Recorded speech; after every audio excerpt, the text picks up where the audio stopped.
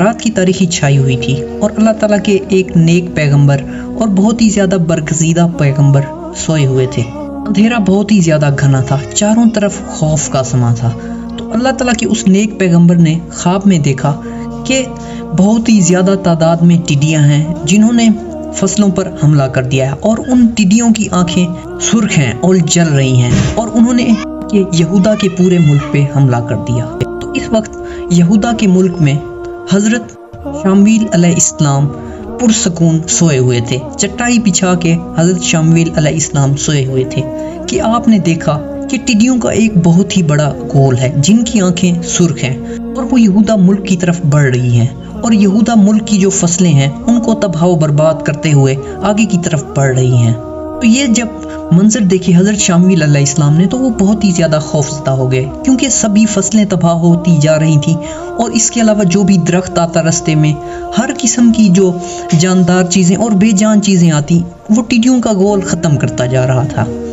تو وہ یہودا کی طرف بڑھا اور ہر چیز کو تہس نہس کر دیا۔ اس کے بعد حضرت شمویل علیہ السلام خواب سے بیدار ہوئے اور بہت ہی زیادہ پریشان ہونے لگے۔ یہ کیا ماجرا ہے یا الہی؟ تو میں آپ کو بتاتا چلوں کہ کسی بھی نبی کا جو خواب ہوتا ہے وہ حقیقت ہوتا ہے۔ اس وقت یہودا کے ملک میں جو یہودی آباد تھے وہ پہلے تو اللہ تعالیٰ کے بہت ہی زیادہ برگزیدہ بندے تھے، بہت ہی زیادہ نیک بندے تھے، اور عبادات میں مشغول رہتے تھے۔ بہت ہی زیادہ مال و دولت اور ہر قسم کی ان کے پاس آسائش موجود تھی، اور یہ چیزیں جب ان کے پاس بہت ہی زیادہ بڑھ گئیں، جب ان میں تکبر آ گیا تو وہ اللہ تعالیٰ سے دور ہونے لگے، اللہ تعالیٰ کی عبادت کو چھوڑنے لگے اور دوسرے کاموں میں پڑ گئے، اور دنیاوی مال و متاع ان کے لیے سب کچھ بن گیا، اور وہ دنیا میں ہی مشغول رہتے تھے، دنیا کی رنگینیوں میں ہی مشغول رہتے تھے۔ تو اس کے بعد ایک رات ایسی گزری کہ ٹڈیوں کے غول نے حملہ کر دیا۔ وہ ٹڈیوں کا غول اتنا بڑا تھا کہ اس کے رستے میں جو کچھ بھی آتا تباہ ہوتا جاتا، تو لہٰذا یہودا کے ملک کی طرف بھی ٹڈیاں بڑھیں، اور جو کچھ بھی انہیں نظر آتا، درخت،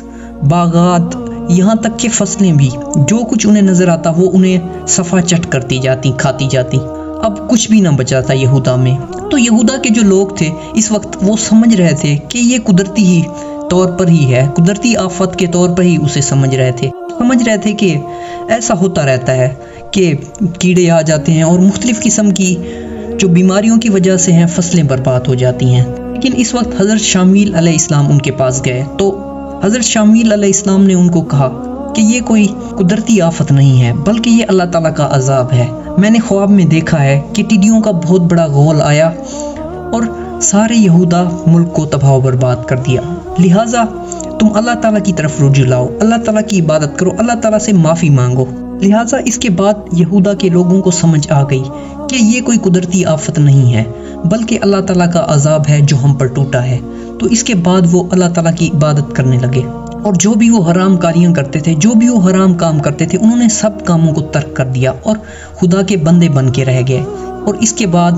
جب اللہ تعالیٰ نے دیکھا کہ جو یہودی ہیں، جو بنی اسرائیل ہیں، وہ سمجھ چکے ہیں، وہ خدا کے قریب ہو چلے ہیں اب، تو اللہ تعالیٰ نے ان پر سے اپنا عذاب ہٹا لیا، اور اتنی زیادہ بارش ہوئی کہ جو فصلیں تھیں، کھیت کھلیان تھے اور جو باغات تھے وہ پھر سے اگنا شروع ہو گئے، اور پھر سے